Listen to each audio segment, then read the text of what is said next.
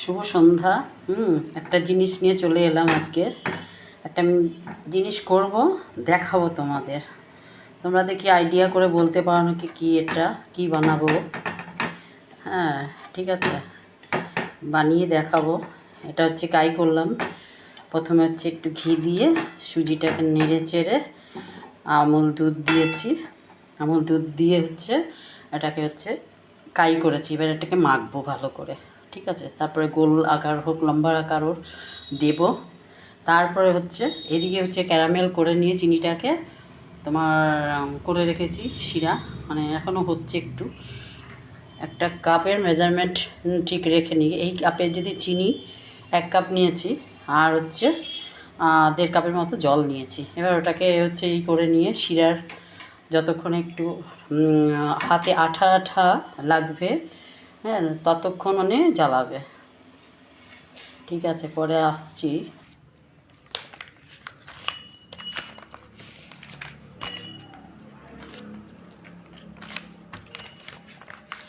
এবার ওই সুজিটাকে একটু ভালো করে হচ্ছে চটকে নেব, ঠিক আছে। সুজি আর আমুল দুধ দিয়ে যে ব্যাটারটা ওইটা করলাম কাইটা, সেটাকে ভালো করে মিক্সড করতে হবে। তবে কিন্তু ঠান্ডা হলে চলবে না, হালকা হালকা গরম থেকেও একটু বেশি গরম থাকবে। সেটাকে ভালো করে মেখে নিতে হবে। কেন পাতার মধ্যে নিয়েছি, থালার থেকে পাতায় নিলে সুবিধা হয়, থালায় লেগে যেতে চায়, পাতার মধ্যে লেগে যেতে লাগবে না। এবার এটাকে আকার দেব, এইভাবে দেখছি কি করা যায়। গোল আর হচ্ছে কিছু শেপ হচ্ছে লম্বাও করেছি, লম্বাও দিয়ে দিলাম।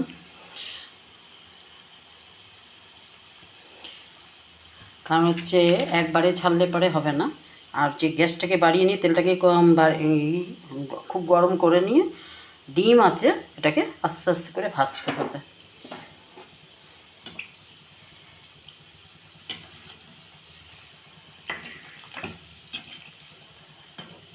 একটু সময় লাগবে। আর শিরাটা এইরকম করে রেখেছি ডিম আঁচ করে। কালারটা দেখেছ, এই যে ক্যারামেল করে নিয়েছি, নাহলে পরে কালারটা আসবে না সুন্দর, তার জন্য।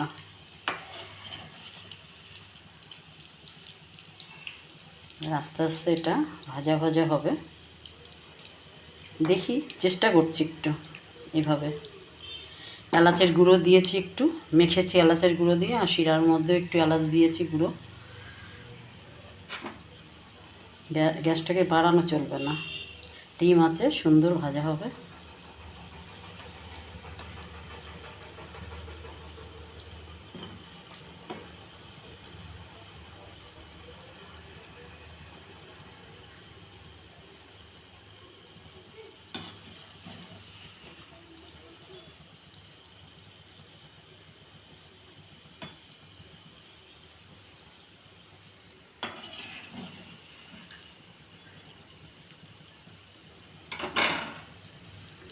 এবার একটুখানি সামান্য গ্যাসটা বাড়িয়ে দিলাম।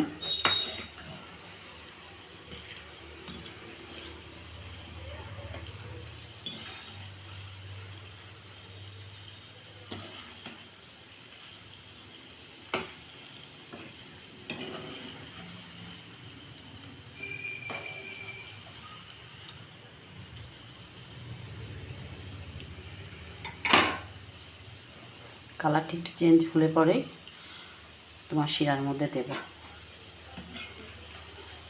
আগে দিলে তো হবে না। যেটা করতে চাইছি সেটা, তাই না? সব কিছুতে ধৈর্য আর সহ্যের প্রয়োজন। যার জীবনে হচ্ছে ধৈর্য আর সহ্যটা কম, সে হচ্ছে জীবনে কিছু করতে পারে না। যে কোনো কাজেই প্রত্যেকেরই সহ্য আর ধৈর্য থাকা প্রয়োজন। জ্ঞান দিচ্ছি ভেবো না, এটাই সত্যি, ঠিক না? মানুষের জীবনে রাগ তেজ এগুলো থাকলে চলবে না। শান্তভাবে যে কোনো মানে হচ্ছে কর্মে শান্ত মাথা রেখে নিয়ে ধৈর্য সহ্য রেখে করতে হবে। উতলা হলে চলবে না, উতলা জিনিসটা তো ভালো না। উতলা হলে কোনো দিনই সম্ভব নয়।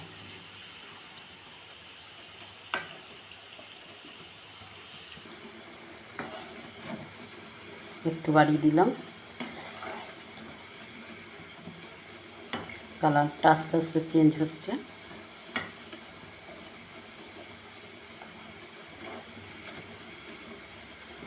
তাই না, দেখেছো কালারটা আস্তে আস্তে চেঞ্জ হচ্ছে যে।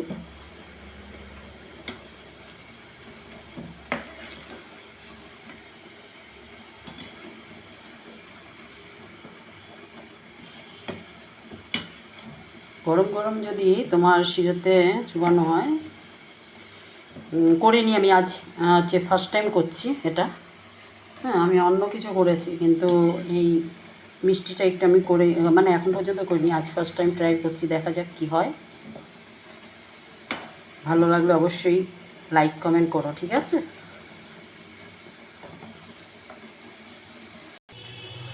পরের কটাও ছেড়ে দিলাম তেলের মধ্যে আস্তে আস্তে হচ্ছে। আর এটা হচ্ছে শিরার মধ্যে যে কটা ভাজলাম সেটা শিরার মধ্যে চুবিয়ে রেখেছি, দেখো।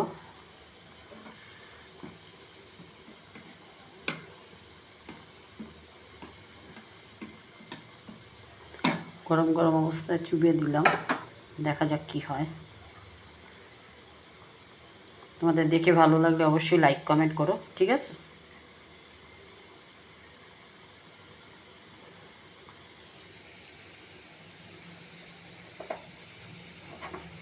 খাওয়াতে তো পাচ্ছি না, কিন্তু কাছে পিঠে বাড়ি হলে পরে হয়তো খাওয়ানোর চেষ্টা করতাম।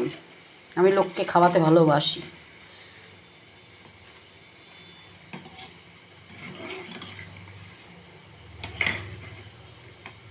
আগে যখন অল্প বয়স ছিল আমার, মানে যখন এই বয়সটা, আমি এখন তো বয়সটা অনেকটা হলো, কালে কালে প্রচুর হয়েছে, 50-এর ঊর্ধ্বে হয়ে গেছি।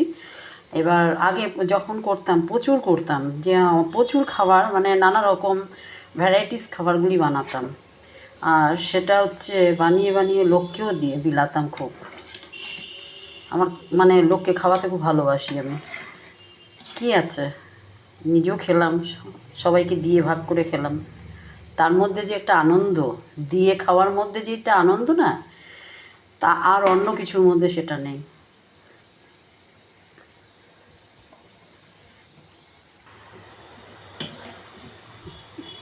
কাইটা মাখার সময় অবশ্যই একটু সামান্য নুন দেবে, হ্যাঁ, নুন না দিলে টেস্টটা আসবে না, সামান্য একটু দেবে। তাহলে আসল চিনি মিষ্টি হচ্ছে ওটাই, নুনটাই হচ্ছে আসল মিষ্টি। তাই ওটা দিলে না, মানে যে কোনো খাবারেই দেখবে এই মিষ্টি। আর সুজি যেমন আমি করি, যেমন সুজিটাকে ঘিয়ের মধ্যে বেশ লালচে করে ভেজে নিই। হ্যাঁ, ভেজে নিয়ে তারপরে হচ্ছে তোমার যদি দুধ দিয়ে করি তো দুধ দিয়ে করলাম, আর যদি গরম জল দিয়ে করি একটু হালকা গরম জল দিতে হবে।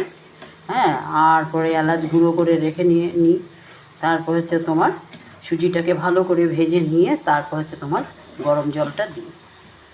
তারপরে এলাচ গুঁড়ো দিয়ে উপরে আরেকটু ঘি ছড়িয়ে দিয়ে কাজু দিয়ে নামিয়ে ফেলি। কাজু বাদাম তো আর সবসময় ধরো দেওয়াও হয় না, গাল গল্প বললে তো হবে না।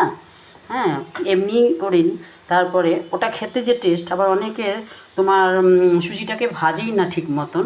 হ্যাঁ, সাদা সাদা কীরকম যেন আঠালো আঠালো, কিন্তু আমি যেটা করি না সেটা কোনো আঠালো না, সুন্দর হয়। সুজিটা ভাজলে আর ওই আঠা আঠা জিনিসটা হয় না। দেখো কেমন কালারটা চেঞ্জ হয়ে যাচ্ছে, দেখেছো আস্তে আস্তে। একটু বাড়িয়ে দিয়েছি গ্যাসটা। ধৈর্য, যে বলে না ধৈর্য সহ্য, অনেক সময় না ধৈর্য এক এক সময় থাকে না, একটু বাড়িয়ে দিয়ে হয়ে যাবে এখানে তাড়াতাড়ি, এরকম একটা ভাবি আমরা।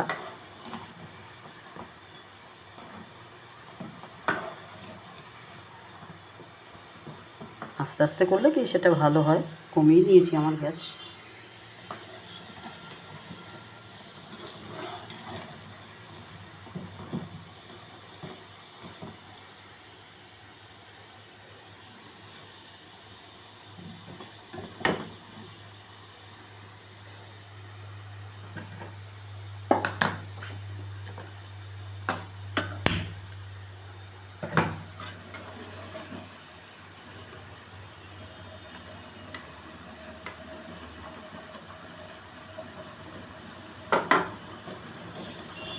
হয়ে গেলেই কটা ছেড়ে দেবো। কে কে খাবে চলে এসো, অনেকগুলো আছে, সবাই মিলে ভাগ করে খেয়ে নেব।